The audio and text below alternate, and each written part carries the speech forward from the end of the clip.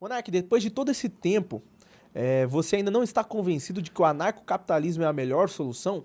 Todos estão achando que você foi censurado por simpatizar com os protestos, mas na verdade você foi cancelado por peitar o sistema. Você teria coragem de fazer um react ao vivo de um vídeo do Daniel Fraga chamado Democracia igual ditadura? Aqui tá o link. Ele mandou o link. Quer reagir? Vamos reagir, põe aí. Então vamos. Nesse vídeo eu quero mostrar por que você tem que repudiar completamente a ideia de democracia. Primeiro argumento, eu não pedi jamais qualquer representante. Eu não preciso de representante para viver. Por representante, entenda, político. Tá? Eu desafio aí qualquer um a mostrar o nome de um político que lhe represente 100%. Eu duvido que alguém vai conseguir citar o nome. E qualquer político aqui é fácil de derrubar, é fácil de mostrar o erro. Tá? Nenhum político é capaz de representar plenamente alguém. E mesmo que fosse, a partir do momento que você diz que é uma votação coletiva, como é que esse político vai representar? Se ele não pode representar nenhuma pessoa, imagina representar milhões. Então a democracia é falha já na essência.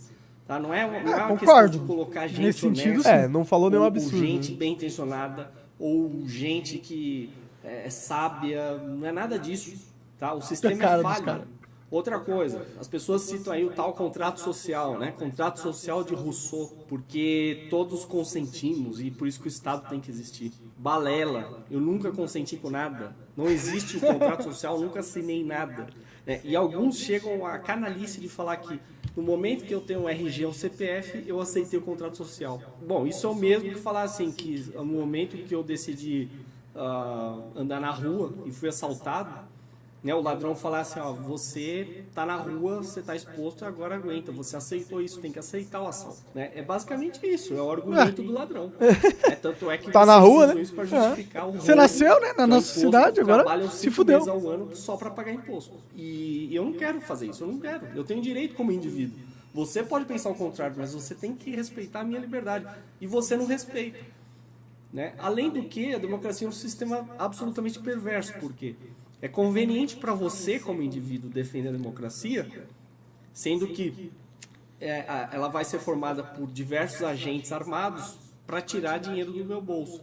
Você não tem que fazer nada. Então você pode dormir tranquilo enquanto os outros estão fazendo trabalho sujo para você. Agora eu quero ver você. Vamos tornar a coisa pessoal, sempre torne a coisa pessoal. Eu quero ver você chegar e tentar me roubar diretamente. Por que você não faz isso? É mais fácil defender que os outros façam. Então, além de tudo, você é covarde. Por isso que você defende a democracia. Sistema de covardes, E sistema de escravos, como eu falei. Quem quer pagar por algo, quem paga por algo que não quer é um escravo. Quem tem que fazer algo que não quer, um sistema baseado na coerção, é um sistema de escravos. Então, só tem dois tipos de pessoas que se interessam por esse sistema. Ou o ignorante, que serve de escravo, de idiota útil, ou o sujeito que vai escravizar os outros, os políticos e todos os burocratas aí que fazem parte do... Outro ponto é que a democracia, o Estado democrático de direito, na verdade, é apenas um conjunto do monopólio de três poderes, o legislativo, executivo e judiciário. Mas quem disse que eles são, digamos assim, as únicas entidades capazes de produzir leis, executar leis e julgar leis? Julgar as pessoas. Inclusive, eles fazem isso muito mal. É irônico que muita gente fala contra o monopólio, mas defende o Estado. Você está defendendo um monopólio e falando contra monopólios. Não faz sentido, o seu discurso é completamente incoerente. É monopólio sobre um território inteiro, monopólio para criação, execução e julgamento de leis. Enfim, não tem sentido. E pior ainda aqueles que falam que precisa do Estado para combater monopólios. Como é que você precisa de um monopólio para combater outros? Então, seu argumento já é falho, já logo na origem. Pausa aí. Outro problema da democracia é o imediatismo. Eu acho que isso que ele está falando ali, aí a gente tem um certo problema, na questão dos monopólios, o argumento de que a gente precisa do Estado para garantir que outros monopólios não aconteçam é um argumento que faz sentido, até porque se não existe nenhuma entidade centralizadora do poder, existe então a competição de várias outras entidades por esse poder. E é difícil de achar que dentro da realidade essa competição não vai acabar resultando em formação de alguns monopólios, Então, talvez a formação de monopólios seja uma tendência natural das coisas, né? Porque eu nunca vi uma sociedade onde um monopólio não se forma, né? Então, mesmo que o Estado, né, deixe de existir, não significa que os monopólios deixariam de existir. Muito pelo contrário, na minha opinião. A gente ia ter a formação de monopólios independente de qual estrutura política a sociedade realmente adota, né? Mas pode continuar aí. Porque se o sujeito é eleito para ter um mandato, né, agora, por exemplo, de 4 anos, ele vai fazer de tudo para ter o ganho político máximo naqueles 4 anos.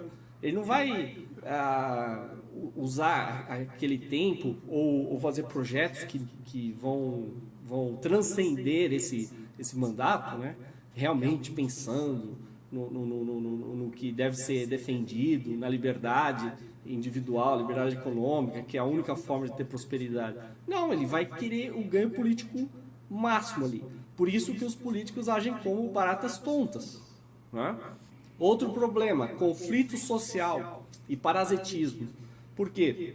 Porque a democracia ela promove, né, o surgimento de diversos grupos de interesse, né? Então, você vai ter um grupo lá que defende Bolsa Família e outros que não querem isso, mas vão ser sacrificados em prol daqueles. Você tem outros que defendem as cotas, vão se mobilizar para conseguir que sejam aprovadas cotas para benefício próprio, né? E outros vão ter que sacrificar por aqueles, né? Enfim, você tem uma série de grupos que vão se tornar inimigos, né? Que se não tivesse o Estado, não tivesse a democracia, eles não seriam inimigos. Aí, Cada um teria que cuidar dos seus interesses. Aí eu acho que também tem uma parada que eu não concordo. Tipo, mesmo que não existisse o Estado, você acreditar que a ausência do Estado ia conduzir a sociedade para uma sociedade pacífica, onde todo mundo respeita os direitos dos próximos e que ninguém é violento com ninguém e que a culpa disso existir é o Estado, para mim não faz sentido. Tipo, se você tira o Estado e deixa todo mundo decidir por si só o que vai acontecer, obviamente você vai ter muitos casos de violência, de coisas e de tudo mais, né? Tipo, é meio que ignorar a verdadeira natureza do homem, que não é uma natureza muito, muito benevolente, não. Acho que se você tira tudo que estrutura a ordem, a organização social, por mais que a estrutura seja falha e injusta de muitas formas, você retira ela do nada, você vai ter o caos completo, e no caos completo você não pode esperar que não vai existir danos colaterais às pessoas, né? Eu acho. É tipo todo o universo pós-apocalíptico, quando a sociedade sucumbe, o maior perigo passa a ser os próprios humanos, porque eles passam a simplesmente falar assim, foda-se, vou priorizar o meu grupo e vou matar todo mundo que eu encontrar que não é do meu grupo. Tipo isso. Exato. Então eu acho que é difícil. Esse é um problema de muito anarcocapitalista, que às vezes eles têm a impressão de que todos os problemas do mundo é porque o Estado existe, né? E não é. O Estado é um grande problema do mundo, mas o ser humano, ele não é um bichinho bom que não faz merda, né? É um bichinho que, independente do Estado existir ou não, sempre existiu violência, assaltos, assassinatos, roubos, estupros e tudo mais, né? Na época onde o Estado não existia, onde a gente tinha reis, reinos e castelos, tinha desgraça acontecendo a todo momento, e não era culpa dos castelos, né? O ser humano é, infelizmente, um bichinho mau, né? Continua? Manda aí. E usar os seus próprios recursos, né, sem lesar ninguém, para atingir seus objetivos. A democracia ela é como se fosse um atalho para o ladrão. Né? Ele não tem problema. Eu tenho um objetivo aqui, eu tenho que ter um benefício agora, um direito, vamos chamar de direito. Né? Então, basta você se mobilizar, concentrar bastante energia ali e você conquista, né, como eles usam aquele verbo, conquistar aquele direito, e dane-se quantas pessoas têm que se sacrificar para pagar aquele direito. Né? Enfim, não interessa se não existe almoço grátis. Alguém vai pagar? Eu não conheço essas pessoas. O governo é o maior aparato coercitivo que existe, então ele que se vire para arrancar dinheiro para atender aquilo que eu quero. É só isso. Né? Então é um sistema cruel, né, antes de tudo. Isso também vai levar né, vai reforçar o assistencialismo que a gente já vê, né? Então os políticos vão tentar atender os grupos que terão maior probabilidade de votar neles. Tanto é que, por exemplo, você vê agora a profissão de político, né? Se você pegar o Lula, por exemplo, o Lula ele fracassou como metalúrgico, perdeu um dedo, né? Nem para metalúrgico serve, só lhe restou ser político. Então ele tem que se agarrar nisso, porque se ele não for político, ele vai ser o quê? Né? Outros aí que ficam durante vários mandatos, quer dizer, então virou quase que um círculo vicioso, onde o sujeito não consegue fazer mais nada. O que esses sujeitos fariam no mercado? Seriam absolutamente medíocres ou abaixo de medíocres. E outro problema é a burocracia, porque é um sistema assim, que não é baseado no lucro. Então, se você não tem preocupação em ter lucro, né, então você vai prestar o seu serviço público, né, entre aspas, de qualquer jeito. Inclusive, o que a gente chama de isso é serviço verdade, público, pra caralho. é totalmente baseado Essa no merda racionamento. É o ar-condicionado, né? Vou desligar ele. Menos eles tiverem que atender, melhor. Porque a verba que eles vão receber é sempre a mesma, né? E um outro problema, eles vão receber aquela verba, eles nem têm estímulo para ser mais eficiente ou econômico, porque se eles conseguirem economizar, aquela verba vai ser reduzida. E isso não interessa para eles. Interessa que a verba seja constante, que a eficiência deles dependa da quantidade de dinheiro que eles recebem. E assim, o resto vai ser você ficar o resto da vida assistindo, né, na mídia, o hospital não atende bem, a polícia é ruim, não sei o que, não sei o que. É sempre assim, em qualquer lugar, não é só no Brasil não. Tá? Posso mostrar na Suécia, posso mostrar no Canadá, em qualquer lugar serviço público é ruim e leva ao racionamento. Tá? Se você não viu isso na prática, é porque você está num lugar que provavelmente a demanda é baixa ou a população é muito baixa. Né? E implementa esse sistema lindo, maravilhoso na Índia ou na China para você ver. Né? Para quem defende aí estado do bem-estar social, pega esse sistema, que seja da Noruega, e coloca na Índia e na China. Eu quero ver funcionar com 1 bilhão de pessoas. Não vai. Não tem como todos dependerem de todos. Entendeu? Isso aí vai colapsar completamente. Outro problema da democracia é o intervencionismo, intervenções estatais. Toda vez tem algum político com uma ideia mirabolante de como resolver algum problema também para ter ganho político. Né? Eu já mostrei Tudo que ele está diversos falando é fato, projetos assim, não tem muito como são argumentar, completamente né? desastrados e só atrapalham o mercado. A gente deveria seguir no sentido da liberdade econômica, o Estado ele atua contra a liberdade econômica. Por exemplo, está tendo assalto em banco. Então, a saidinha de banco. Então, vamos proibir celular em banco. Quer dizer, eles atacam o sintoma e não a causa. Né? Lembra do Jorge Ato, que queria proibir garupa de moto? Tem tantos projetos aí que a gente já criticou e isso é inerente à democracia. Em todas as democracias tem isso. Né? Então, é um sistema que ninguém pode confiar. Outra grande mentira, né, é falar que um governo governa para todos. Né? Além dos problemas que eu citei, ainda tem mais essa balela. Por exemplo, você vê nas eleições de 2010, o Alckmin em São Paulo foi eleito com um pouco mais de 50% dos votos. Quer dizer, como é que ele vai governar para todos sendo eleito pela metade? Né? Ele vai governar com interesse próprio. Ele vai buscar ganho político. O mesmo com a Dilma, foi eleita com 56% dos votos. Quer dizer, uma pequena margem de mais da metade, pronto, o sujeito está eleito. Né? E a outra metade? A outra metade fica chupando o dedo, fica esperando. Um outro defeito da democracia é que ela exige que todo mundo fique absolutamente informado sobre coisas que não acrescentarão nada na vida dela. Ou seja, ela tem que ler sobre projetos, tem que ler sobre tudo que o governo está fazendo. Enfim, as pessoas não estão interessadas nisso. Né? E eu até dou razão para elas, porque elas têm que cuidar da vida delas, elas têm que buscar ganhar dinheiro, realizar seus sonhos, etc.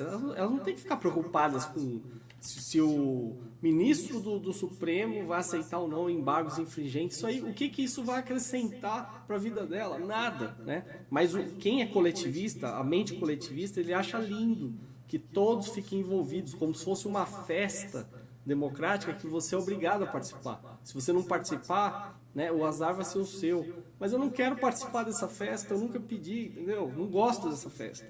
Né? Se você quiser fazer essa festa, faça sozinho no seu ambiente privado. seja feliz, mas não me envolva. E finalmente, um problema que hoje eu estou convencido, né, que é eterno, que é a corrupção. A corrupção sempre vai acontecer em todas as democracias. Tá? A democracia é como, vamos fazer analogia, como um carro alugado. Né? Quem é que vai cuidar tão bem de um carro alugado da mesma forma que você cuida do seu carro, seu próprio carro? Ninguém. Né? Você não está nem aí, porque não é seu mesmo. Né? Então você vai usar, abusar e ponto final.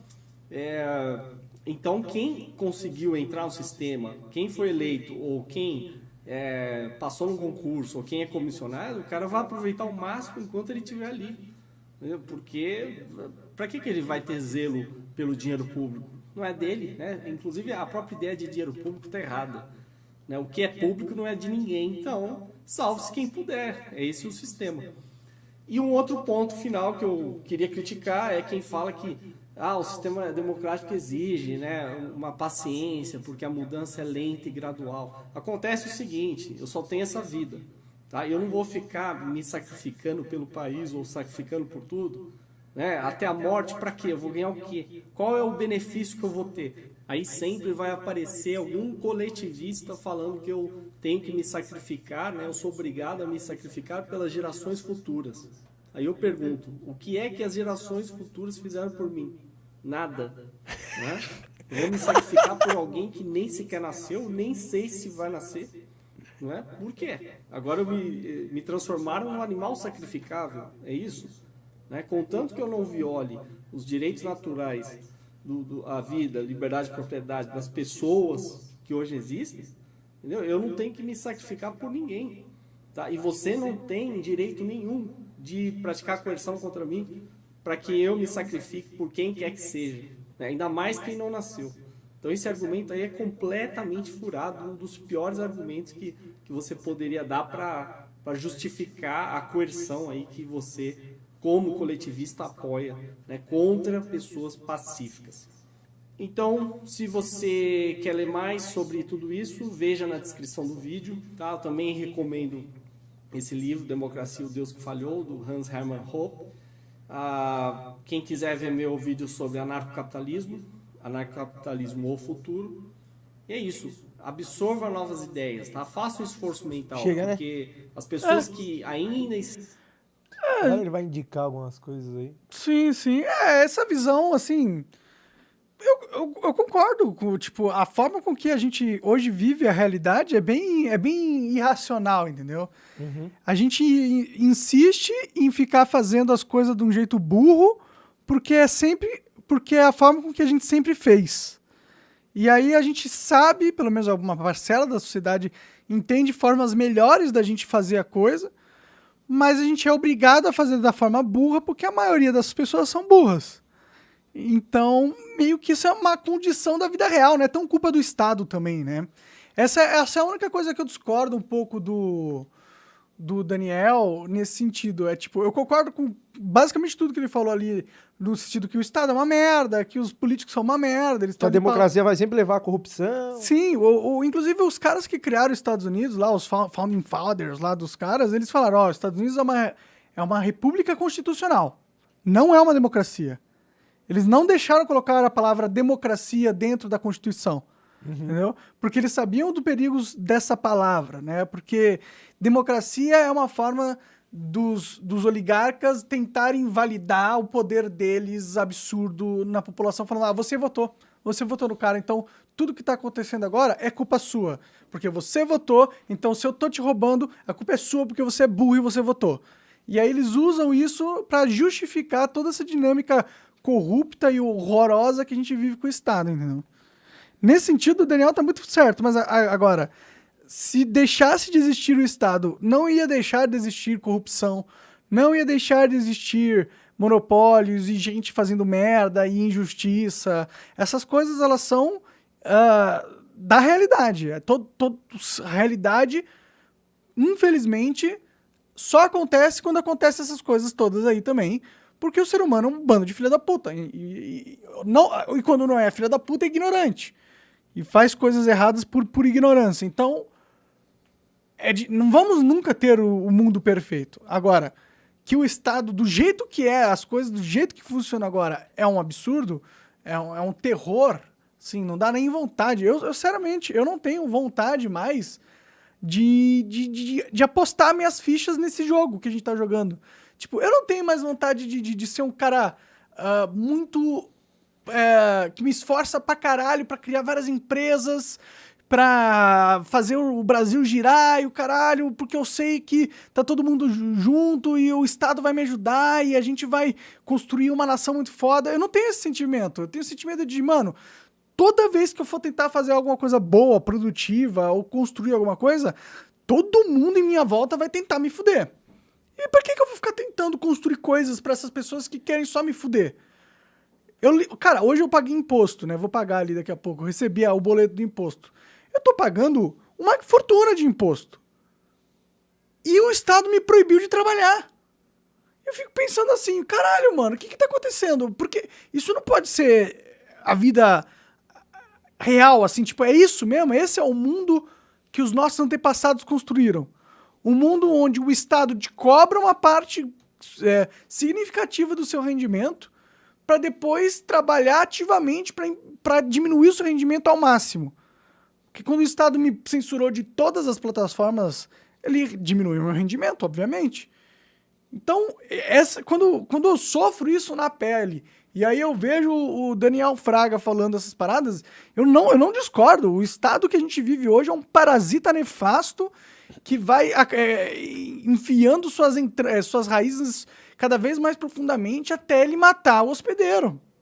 É isso? É como eu me sinto hoje em dia perante a sociedade. Então, eu concordo. Mas também a gente não pode só achar que o fim do Estado traria a utopia, né? Muito pelo contrário. Eu acho que, eventualmente, sempre vai formar um tipo de Estado, entendeu?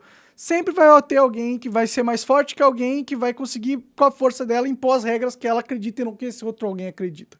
Então, isso sempre vai acabar acontecendo, infelizmente, né? Mas é a vida. Você acaba de assistir um corte do Monarch Talks. Agradeço demais, mas se você quiser ver o vídeo na íntegra e acompanhar ao vivo todas as transmissões, você tem que ir lá no rumble.com/monarch para não perder nada. Segue a gente lá.